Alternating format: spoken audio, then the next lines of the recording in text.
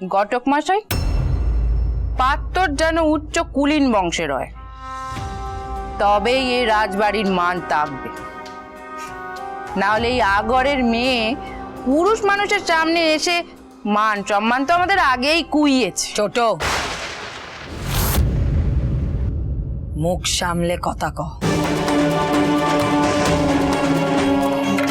বয়স তো অনেক হলো, সেই একই রয়ে গেলি। বলে যাস নে এখানে ছোটরা আছে। স্থান কাল পাত্র বুঝে কবে কথা কইতে শিখবি?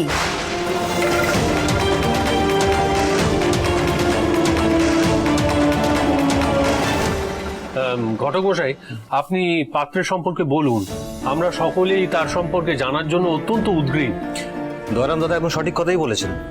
ঘটক মশাই, আপনি কাজের কথায় আসুন, আপনি পাত্র সম্পর্কে বলুন। পাত্র সৌমকান্তি, বীর, কুলীন ঘর, শুধু একটাই সমস্যা।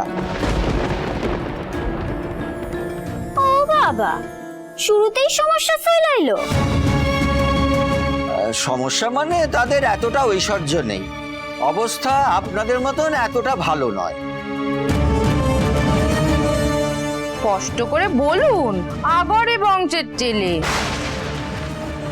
ভবানী, তোমার হয়তো পছন্দ হতে পারে, দেখো।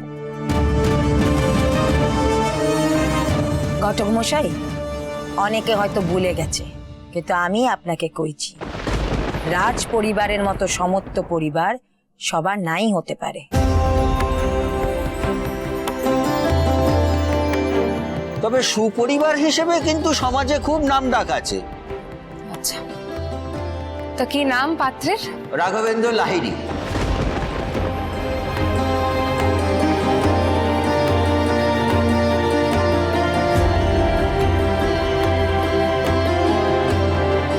লাহিড়ী মানে রাঢ়ী ব্রাহ্মণ। বেশ, তাহলে তো ভালোই মনে হচ্ছে। কি বলছেন মা? তুমি একেবারে ঠিক কথা কয়েছো ভবানী মা, আমারও তো তাই মনে হচ্ছে। এছাড়া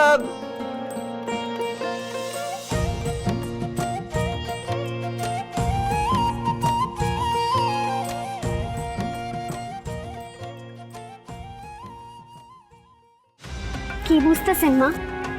শেষে ওই তারার কপালে এত ভালো পাত্র জুটবে? তারাও না বাটা, সবে তো কটা কানা পাড়া হয়েছে, দেখি না কি হয়। তারাও শুনছেন?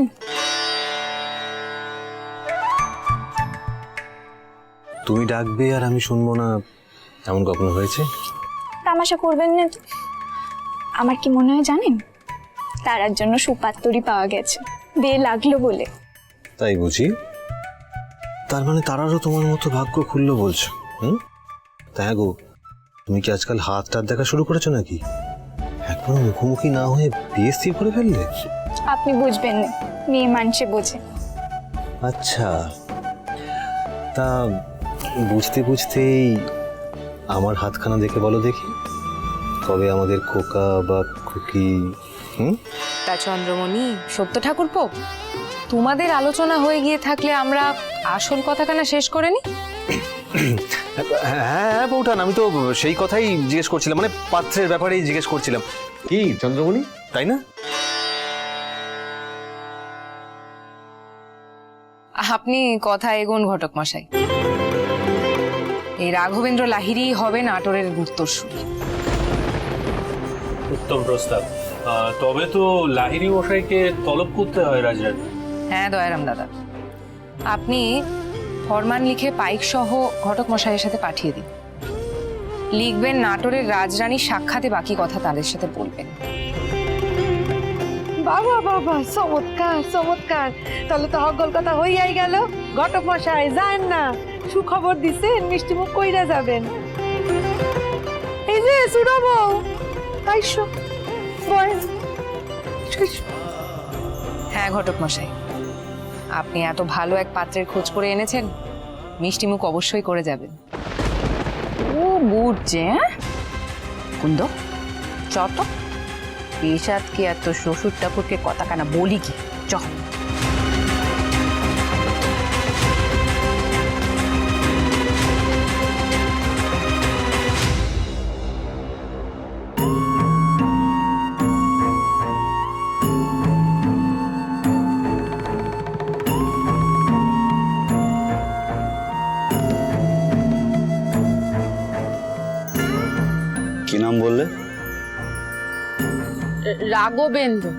রাঘবেন্দ্র লাইরি।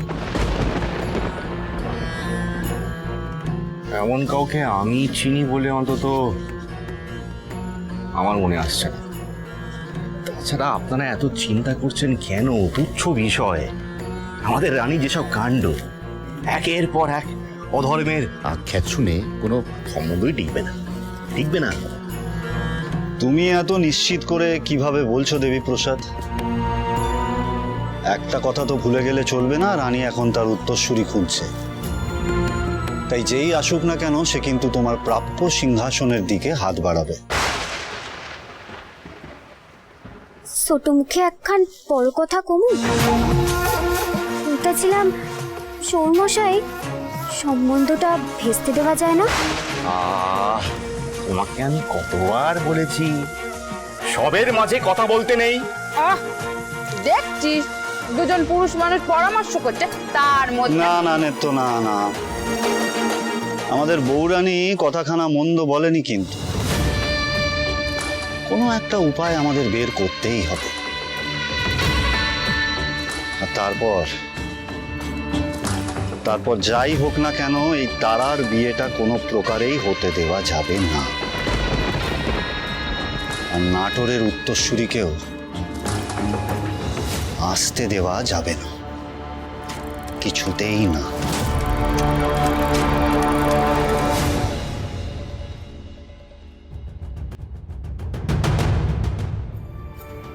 বুঝলে দয়ারাম, এই যে নতুন নবাব সিরাজ, সে কিন্তু মানুষ হিসেবে একেবারেই বন্ধুবৎসল নয়, বরং আগেকার নবাবদের থেকে সে একটু উগ্র এবং মদ্যপ বটে।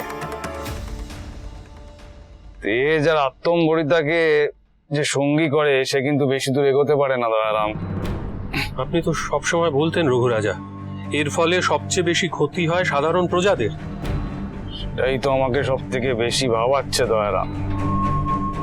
বিপাকে পড়বেন বাংলা এবং নাটোরের মানুষজন। যতদূর জল্পনা শুনি, নবাব হওয়ার কথা ছিল আসলে নওয়াজিস খানের। ঘেসেটি বেগমের স্বামী। কিন্তু সেসব কিছু তো আর শেষ অব্দি হয়ে উঠলো না। সিরাজ এসে বসলো, যে ক্ষমতার লোভে মত্ত। অবশ্য এরা কেউই খুব একটা উচ্চমানের নয়, কেউই এরা প্রজাবৎসল নয়। আসতে পারি রঘুরাজা?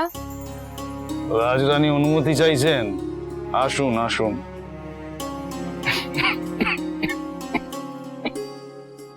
না, পুরমশাইয়ের কাছে তার মেয়ে অনুমতি চাইছে। কেমন বোধ করছেন এখন? আমাকে নিয়ে তো চিন্তান্বিত হয় না মা, আমি ভালো আছি। তোমার কি বলার আছে বলো। আপনি তো জানেন বেশ কয়েকদিন ধরেই আমরা আমাদের মেয়ে তারার এক ভালো সম্বন্ধের খোঁজ করছি। এক পাত্রের সন্ধান পেয়েছি আমি, যাকে আমার যোগ্য বলে মনে হয়েছে। দয়ারাম দাদা, আপনি কি কিছু জানিয়েছেন খুড়োমশাইকে? আগে না রাজরানী, আমি ভেবেছিলাম আপনি নিজেই জানাবেন, তাই আর আগ বাড়িয়ে। আচ্ছা ঠিক আছে ঠিক আছে, আমি তো এখন শুনলাম। ভালো করেছো, খুবই ভালো খবর। কিন্তু সেই পাত্র কে? রাঘবেন্দ্র লাহিড়ী। আমাদের ঘটক মশাই এসেছিলেন, তিনি বললেন যে পাত্র সৌমকান্তি, বীর, কুলীন ঘর। শুধু একটাই সমস্যা, তাদের এতটা ঐশ্বর্য নেই, অবস্থা আপনাদের মতন এতটা ভালো নয়। সুপরিবার হিসেবে কিন্তু সমাজে খুব নামডাক আছে। তা কি নাম পাত্রের? রাঘবেন্দ্র লাহিড়ী। মানে রাঢ়ী ব্রাহ্মণ। আপনি কথা এগোন ঘটক মশাই, এই রাঘবেন্দ্র লাহিড়ী হবে নাটোরের উত্তরসূরি।